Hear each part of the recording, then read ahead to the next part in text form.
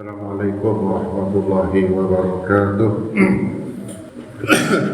Alhamdulillah wassalatu wassalamu ala sayyidina Muhammad bin Abdullah wa ala alihi wa ashabihi wa man tabi'ahu wa mawala. La hawla wa la quwata illa billah. Rabbi shrah li sadri wa yassir li amri wa hlul 'uqdatam min lisani yafqahu qawli, amma ba'd. Para hadirin, para jamaah, para bapak ibu sekalian, shaimin shaimat, alhamdulillah pada subuh hari ini dalam keadaan berpuasa kita bisa melaksanakan puasa dan juga sholat subuh berjamaah, dan juga kita mengisi waktu terbitnya matahari dengan duduk sebentar untuk mengkaji daripada kajian yang insya Allah mudah-mudahan bermanfaat untuk diri saya pribadi dan juga untuk para hadirin jamaah sekalian. Para hadirin sekalian, dalam kitab Al-Bidayah Bidayatul Hidayah dalam 5 karangan Imam Al-Ghazali disebutkan bab tentang puasa. Namun semua karangan kitab, semua ulama yang mengarang kitab itu selalu didahului dengan yang pertama tentunya dengan bismillah, kemudian diiringi dengan alhamdulillah, pujian kepada Allah Subhanahu wa taala, kemudian dibarengi dengan selawat kepada Nabi kita Muhammad sallallahu alaihi wasallam. Itu ibaratnya udah paten. Jadi semua pengarang kitab dan juga menjadi rukun khutbah Jumat itu ada pujian, ada selawat kepada Nabi kita Muhammad SAW, dan juga diantaranya ada wasiat takwa. Kalau nggak ada wasiat takwa, khotib di dalam khutbahnya berarti khutbahnya tidak sah, tidak jalankan rukun khutbah. Di antara wasiat takwa ya ini, menjalankan puasa di bulan Ramadan. Makanya kita sering dengar dalam surat Al-Baqarah, kutiba alaikumusiyam kama kutiba alal ladzina amanu min qablikum la'allakum tattaqun. Berharap kita menjadi orang yang bertakwa. Jadi orang yang bertakwa itu yaitu orang yang memang sudah paripurna, sudah sempurna, sehingga ketika dipanggil oleh Allah Subhanahu wa taala udah siap, udah nggak gelisah, udah nggak bingung sama urusan dunia, imannya dan takwanya udah siap menghadap Allah. Nah, kemudian dipanggillah. Makanya kita sering di dalam surat ini, ya ayyatuhan nafsul mutmainnah irji'i ila rabbiki radiyatan mardiyah. Wahai jiwa, ya ayyatuhan nafsul mutmainnah. Jadi an-nafsul mutmainnah, jiwa-jiwa yang tenang. Jadi nafsu itu banyak, ada nafsul ammarah, nafsul mulhimah, nafsul mutmainnah. Minimal ketika kita dipanggil oleh Allah bisa sudah berada di tempat yang nafsunya mutmainnah dan tenang, udah nggak bingung sama urusan dunia, sama urusan banda, urusan keluarga, yang diingat hanya Allah Subhanahu wa taala. Itu makanya para hadirin sekalian, setiap apa yang kita ucapkan dimulai, sebelum memulai sesuatu kita biasakan dengan mengucapkan Bismillahirrahmanirrahim, basmalah. Itu panjang penjelasannya. Makanya salah satu khasiat seseorang sebelum memulai sesuatu, dan juga ini sebenarnya nggak boleh dibuka, rahasia. Kalau ini zaman orang tua zaman dulu itu dipakai juga.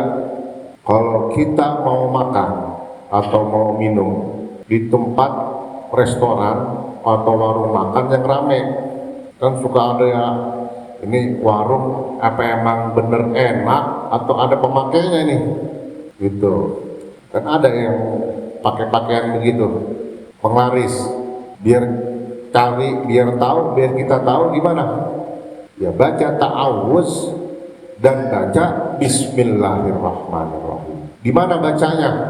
baca. Jadi kalau lagi di warung makan, di restoran, tempatnya rame, kita kan penasaran juga. Waduh, enak kayaknya ini. Lagi yang biasa tukang makan, tukang jalan. Waduh, emang penasaran. Nah, kalau mau tahu, pas lagi makan, cuman bacanya pas tahu situ apa gelas, medianya air. Kalau di situ disediain gelas air minum, pasti disediain air minum. Atau di makanannya, tapi makanannya yang berkuah. Ada sopnya, terkenal makan warungnya ini sopnya enak. Cuma kita penasaran, ini bener enak apa emang ada penglarisnya sih dia gitu. Bagi orang yang sudah bisa melihat makhluk gaib, biasanya emang ada yang kayak gitu-gitu. Nah kita yang nggak tahu gimana caranya baca ta'awuz dan bismillah. Ketika sebelum minum atau sebelum makan di warung, orang lagi pada banyak makan, baca a'udzubillahi minasyaitonirrajim, bismillahirrahmanirrahim. Pelan-pelan aja bacanya. Itu kita ngaca minuman kita atau makanan kita yang berbuah, ada sop, pokoknya ininya kaca air. Kalau kita ngaca di minuman kita ada bayangan kita lah, bener berarti makanannya bener enak. Baca auzubillahi minasyaitonirrajim, bismillahirrahmanirrahim. Kita buat ngaca begini, aduh ada bayangan kita, bener berarti enak. Di kuahnya, di sopnya baca bismillah atau auzubillahi minasyaitonirrajim, bismillahirrahmanirrahim. Kuahnya ada bayangan, bener berarti bener enak masakannya, pantas rame. Tapi kalau kita baca ta'awuz, auzubillahi minasyaitonirrajim, bismillahirrahmanirrahim, di minumannya atau di makanannya yang berkuah, kalau yang nggak berkuah kering nggak bisa dipakai buat ngaca, kebayang. Kalau kita membaca ta'awuz, auzubillahi minasyaitonirrajim, bismillahirrahmanirrahim, kita berbayang di makanannya, di sop agak ada bayangan kita, itu alamat itu udah pakai dia. Itu caranya, Pak Haji. Cuma jangan pakai disebut-sebut. Oh, teriak, wah pakai lu ya, gitu, jangan. Diam aja udah, ya itu urusan dia pakai, gitu. Coba kita, wah pakai lu mau kata balik lagi dah, gitu. Itu caranya. Khasiat baca ta'awuz, auzubillahi minasyaitonirrajim, bismillahirrahmanirrahim. Kopinya, air putihnya, kalau ada makanan yang berkuah sopnya dipakai buat berbayang, ada bayangan kita ngaca. Kalau itu ada bayangan kita berarti murni masakan enak. Tapi kalau nggak ada, wah alamat ini pantas rame, ada pemakainya gitu. Cuman jangan pakai teriak, wah pakai lu ya, gitu. Udah diam aja, udah biarin, itu urusan dia. Dia lagi usaha dengan cara yang begitu tuh biarin, ya. Makanya ada sebagian orang yang bisa melihat makhluk jin itu, dia tahu. Ada yang lidahnya yang julur aja dipancingnya, gitu. Ada yang dicentongnya, itu biarin, itu urusan dia, urusan masing-masing, pertanggungjawabannya nanti di hadapan Allah Subhanahu Wa Taala. Gitu. Makanya biasain baca Bismillah, kemudian kalau sebelum makan dan minum baca selawat. Gitu. Atau biasanya kalau kita mau diguna-guna di minuman kita atau yang sudah dibaca-bacain sama orang, apalagi kalau ini bukan orang sini nih, orang mana-mana main ke rumah orang perempuan, ke rumah janda, main sudah beliin teh, sudah beliin air putih, kue, baca itu, gitu. Nah, jangan main minum aja, teh nggak inget pulang, udah dibacain, gitu. Itu kalau disuguhin, ayo Pak Haji, pindah silakan diminum, dimakan. Oh gitu. Jangan dengan curiga, baca Bismillahirrahmanirrahim. Waduh. Kalau ada pecah, kalau enggak ada bayangannya. Ini mah lupa udah, emang niat udah kagak bener, lu main ke rumah janda, diminum aja. Mau ada bayangannya kayak mau kagak, minum aja dah, lupa dah. Gitu, keinget pulang, gitu.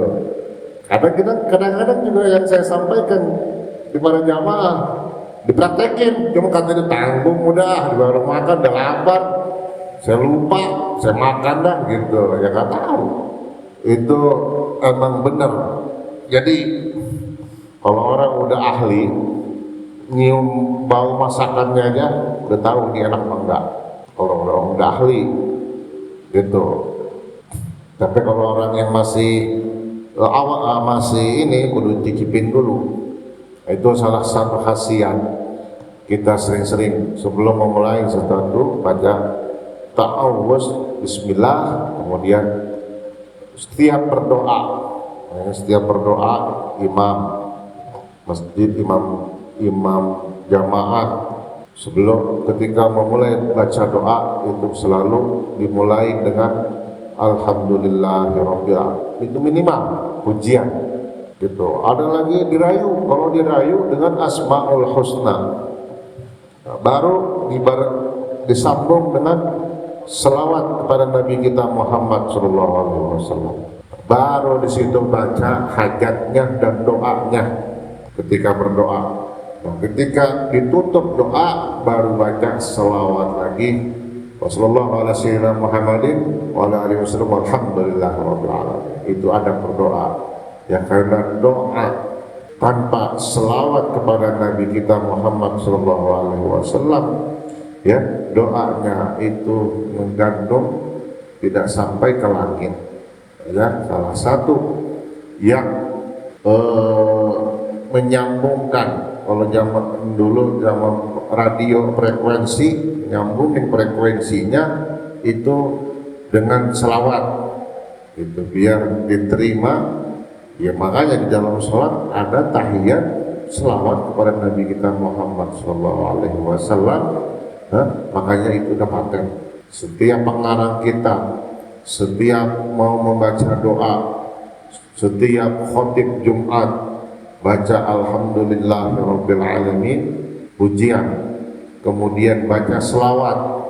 Ya, kalau di khutbah Jumat khotib baca wasiat takwa. Kalau dia nggak baca wasiat takwa, khotib Jumat berarti meninggalkan rukun khutbah.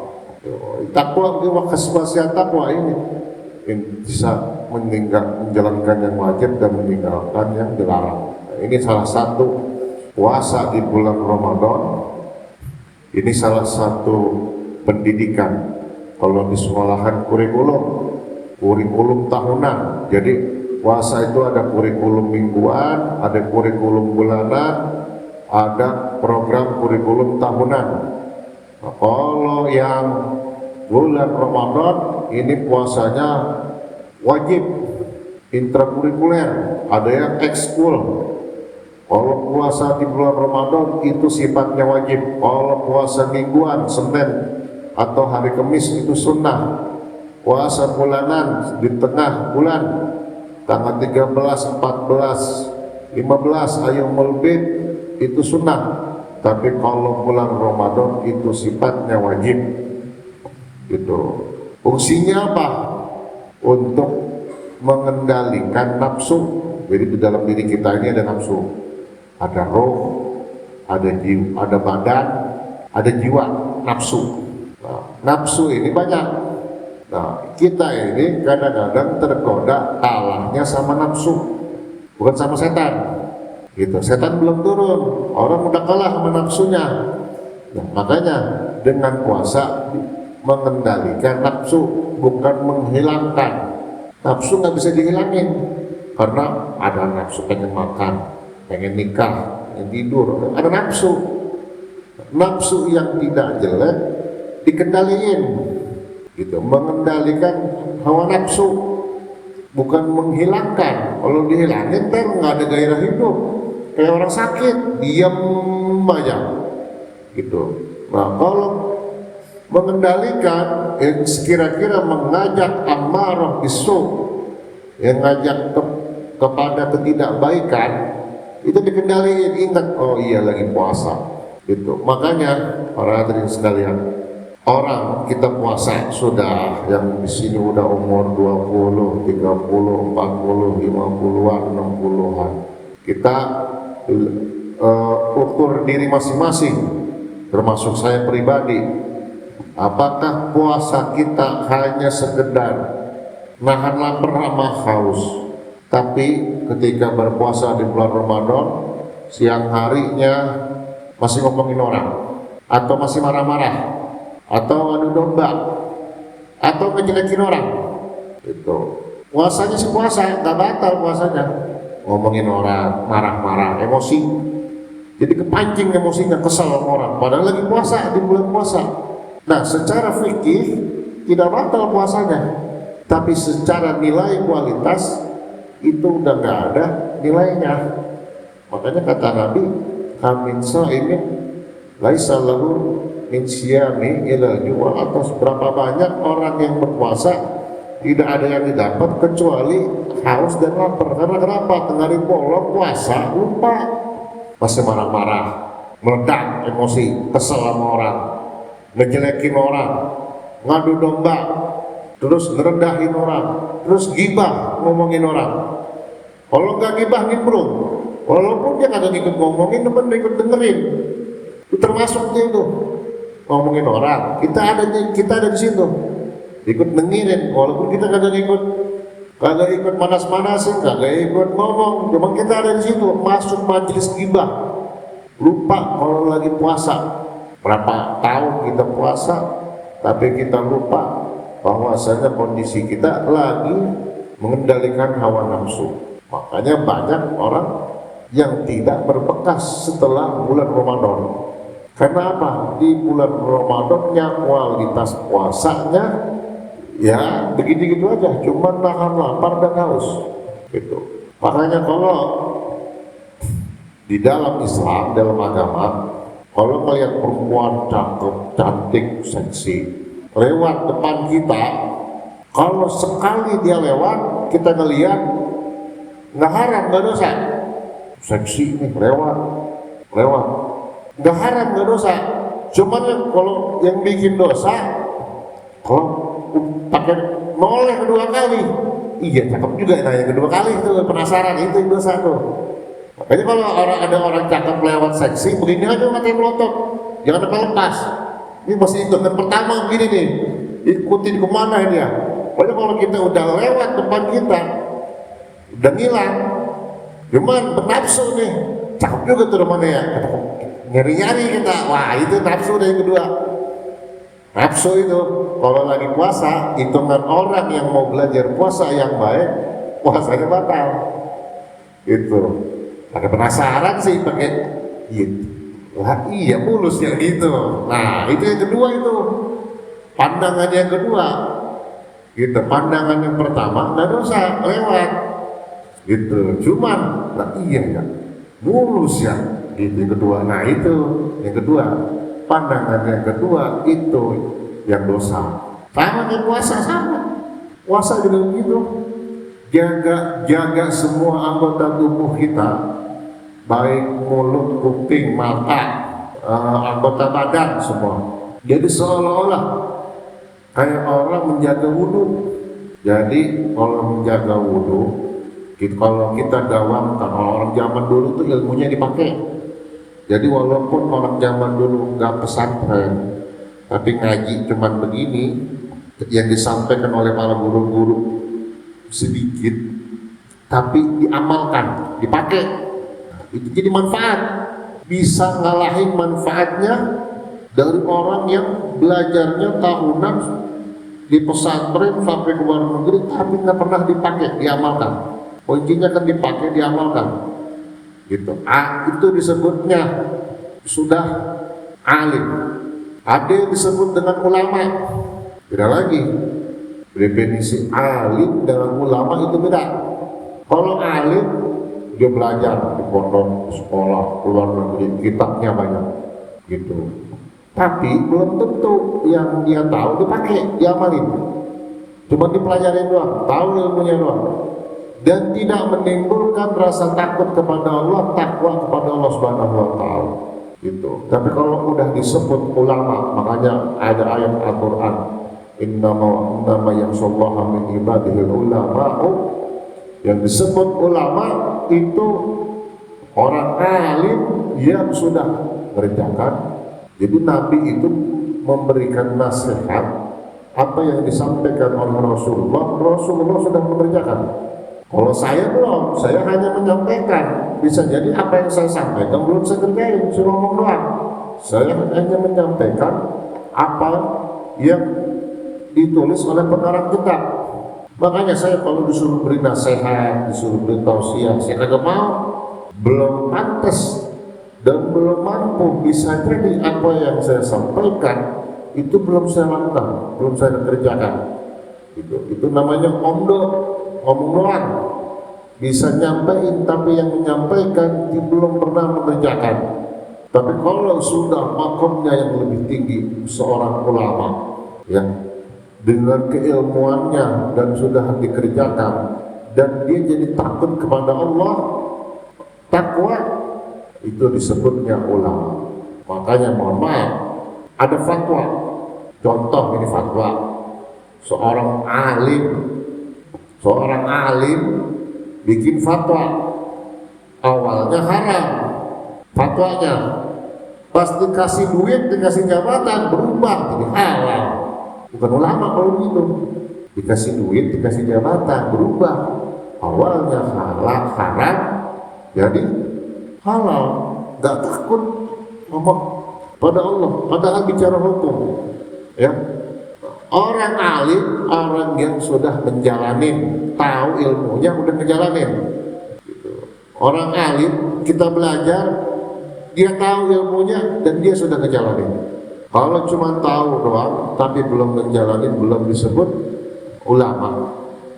Cuma alim, tahu, kitabnya tahu, dalilnya tahu, tapi belum pernah mengerjakan. Nah, ini apa namanya?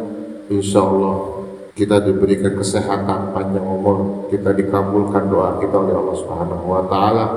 Di awal bulan Rajab kita memohon supaya kita diberkahi di bulan Rajab, di bulan Sya'ban, dan disampaikan umur kita di bulan Ramadan.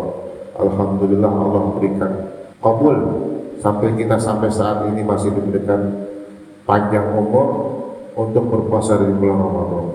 Berapa banyak orang di bulan Sya'ban itu meninggal. Ada yang biasa masak itu ketika saya pengajian, ibu-ibu itu berapa hari setelah penutupan pengajian meninggal dunia, dan orang baik. Dan kalau menjadi saksi, saya ada di situ menjadi saksi, min ahlil khair, berani saya bersaksi. Karena apa? Saya melihat mata dan kepala saya sendiri, jenazahnya, mayitnya orang baik. Jadi saksi itu bukan sembarangan jadi saksi. Min ahlil khair. Saya mau tanya, kenal nggak jenazahnya selama hidupnya? Jadi kalau sudah jadi saksi, yang namanya saksi itu sampai di pengadilan, dipanggil sama hakim yang melihat dan mendengar. Di sini mungkin ada mantan jaksa, mantan hakim, gimana? Yang namanya saksi harus melihat dengan mata kepalanya sendiri, bukan katanya, romannya, pada denger ini, enggak. Harus tahu dengan mata kepalanya sendiri. Nah, kalau di kita kan sholat jenazah diantaranya habis sambutan keluarga, doa, tausiah, syahadah, persaksian. Yushhadu min ahlil khair. Itu. Yang saya mau tanya, pernah kenal nggak ama yang meninggal selama hidupnya, walaupun sekali kita dengan kebaikan? Makanya saya ditunjuk sama ahli waris, suruh mimpin syahadah. Alhamdulillah saya kenal hidupnya, karena memang hidupnya khidmat kepada kiai, kepada ustaz, rajin gitu, kebaikannya saya lihat dengan mata kepala saya sendiri. Saya rajin baik, bahwa saya al-mahrum min ahlil khair, jamaah khair gitu. Makanya ada orang dia sih ngomong mah kayak ngomong bercanda, cuma kalau dipikir benar juga. Gua mah kalau lagi bayangin nih, kalau masuk khair gitu, min ahlil khair, lah gua kagak kenal, gua ngomong aja pelan-pelan, wallahu alam kata dia. Gua ngapain gua bilang khair, gua kenal kagak. Kalau kita renung-renung, bener juga sih dia gitu. Dia kalian kenal, suruh nyaksiin jenazah. Jadi kalau saksikan bahwasanya jenazah min ahlil khair, termasuk orang yang baik. Kalau dia nggak kenal, dia ngomong gini pelan-pelan, cuman dia ngomongnya wallahu alam gitu dia ngomongnya. Karena kenapa? Gua nggak kenal katanya, gua belum pernah lihat gitu ke masjid, jarang. Atau orang perempuan dia nggak kenal, gua suruh nyaksiin yang gua nggak pernah kenal selama hidupnya. Minimal selama hidupnya dia ngelihat sekali, dia berani bersaksi gitu. Itu jangan sembarangan, nanti panjang lagi. Insya Allah di lain kesempatan kita bahas tentang puasa. Tadi dari awal pembukaan tentang Bismillahirrahmanirrahim, baca Alhamdulillahirrahmanirrahim. Itu Alhamdulillah minimal pujian. Alhamdulillah itu segala puji bagi Allah Tuhan semesta alam. Kemudian baca selawat kepada Nabi kita Muhammad SAW. Itu udah paten itu. Mau ceramah kayak, mau doa, mau ngarang kitab, mau khutbah Jumat, itu peruntutan yang udah paten. Kita setiap mau ngapain aja baca Bismillahirrahmanirrahim. Kalau bisa dibarengi dengan membaca selawat kepada Nabi kita Muhammad SAW. Insya Allah mudah-mudahan apa yang kita kerjakan jadi barokah. Jadi kalau kita keluar dari rezeki, mau kerja kek, mau usaha kek, ketika melangkah keluar kerja atau ngobek, pedagang, ketika Bismillahirrahmanirrahim niat usaha, nyari nafkah untuk keluarga, dia berangkat, pulang, dagangannya laku, dunia akhirat dia dapat. Karena apa? Yang pertama dia niat gitu. Yang kedua, dagangannya laku. Andaikan misalkan dagangannya kagak laku, kagak laris, masih dapat pahala akhirat. Kenapa? Ketika berangkat dia udah niat bahwasanya mau mencari nafkah untuk keluarganya, pulang kosong, kagak ada yang beli dagangannya, masih dapat pahalanya. Karena niat itu kekal. Niat itu kekal. Jadi niat, yang namanya niat itu innamal a'malu binniyat, niat itu sifatnya kekal. Contoh nih, gampangnya nih. Ini kan karpet baru ini, karpet masjid. Yang karpet lama dimanain? Buang. Kasih musola. Nah yang nyumbang, misalkan nih ada orang yang nyumbang buat masjid, nyumbang kipas, nyumbang karpet. Namanya udah lama pengurus masjid kan, karpet udah keras, kipas udah bunyi aja, udah kagak nyala. Yang nyumbang marah, pujuk, sialan banget nyumbang pakai diganti. Padahal emang udah kagak layak karpetnya, sejadahnya, kipas anginnya. Jangan pakai marah diganti. Dia seolah-olah berpikiran amalan gue putus, pahala gue diganti karpetnya. Gitu, kipas anginnya diganti, gue boleh nyumbang. Atau mic gitu. Marah pengurus masjid, itu materialistis namanya. Jadi dia menilai pahalanya kalau barangnya masih ada. Lah kita makan yang namanya barang ada umurnya, apalagi karpet sering dipakai, udah bertahun-tahun, udah bawa udah keras, udah waktunya ganti-ganti. Tapi yang nyumbang yang pertama jangan berpikiran ketika diganti pahalanya putus, tetap niatnya tetap masih ngalir. Kipas angin yang dia taruh di masjid sengaja atau AC, ya gue beli nyumbang diganti, hilang dah pahala gua, jangan kata bilang begitu. Itu niatnya udah kekal, ada niat, ada pahalanya, masih ada pahalanya walaupun barangnya udah diganti. Yang kepake datang marah-marah, gua beli nyumbang udah 5 tahun 6 tahun udah reot ini, itu udah pada kepanasan. Jangan pakai marah. Jadi niat itu yang kekal, masih ada pahala di hadapan Allah Subhanahu wa Ta'ala. Makanya para hadirin sekalian, kalau nggak ngaji begitu, pakai marah-marah diganti. Yang baru nggak mau tahu, yang lama tahu. Padahal mau yang lama udah keras, udah bau, udah ini. Emang udah waktunya diganti. Gitu. Jadi yang niatnya itu yang kekal.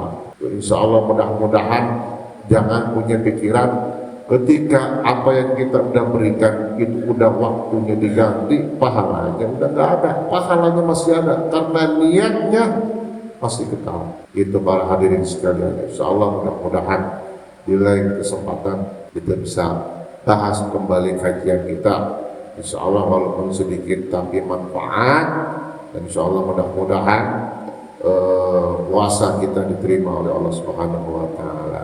Sebelum kita akhiri, saya mohon keikhlasan para hadirin jamaah sekalian untuk membacakan suratul Fatihah. Untuk saya punya saudara sedang dirawat di rumah sakit, mudah-mudahan Allah berikan kesehatan, Allah berikan kesembuhan, panjang umur, sehat walafiat, bi'niyatis syifa was-sihah walafiat wa tulul umur ila khususan Safi Rabunah Sari Malik Ibn Abdul Malik ila hadratin Nabi Al-Fatihah.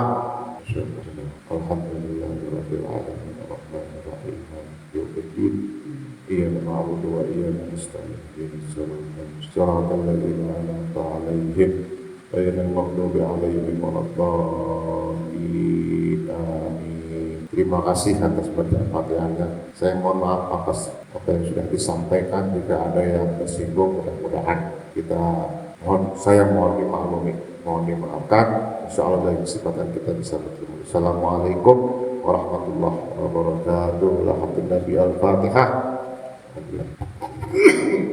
Astagfirullahaladzim, astagfirullahaladzim, bismillahirrahmanirrahim. Alhamdulillahirabbil alamin. Allahumma shalli wa sallim ala sayyidina Muhammadin wa ala ali sayyidina Muhammad. Allahumma amina bil ilmi wa zayyina bil hilmi wa akrimna bil taqwa wa jamilna bil afiyyah bil rahmatika ya arhamar rahimin. Allahumma arzuqna rahman nabiyyin wa hifdzal mursalin wa ilhamal malaikatil muqarrabin. Rabbana taqabbal minna innaka antas samiul alim wa tub 'alaina innaka antat tawwabur rahim. Rabbana atina fid dunya hasanah wa fil akhirati hasanah wa qina adzabannar. Wa sallallahu ala sayyidina Muhammadin wa ala alihi wasallam. Alhamdulillahirabbil alamin. Assalamualaikum warahmatullahi wabarakatuh.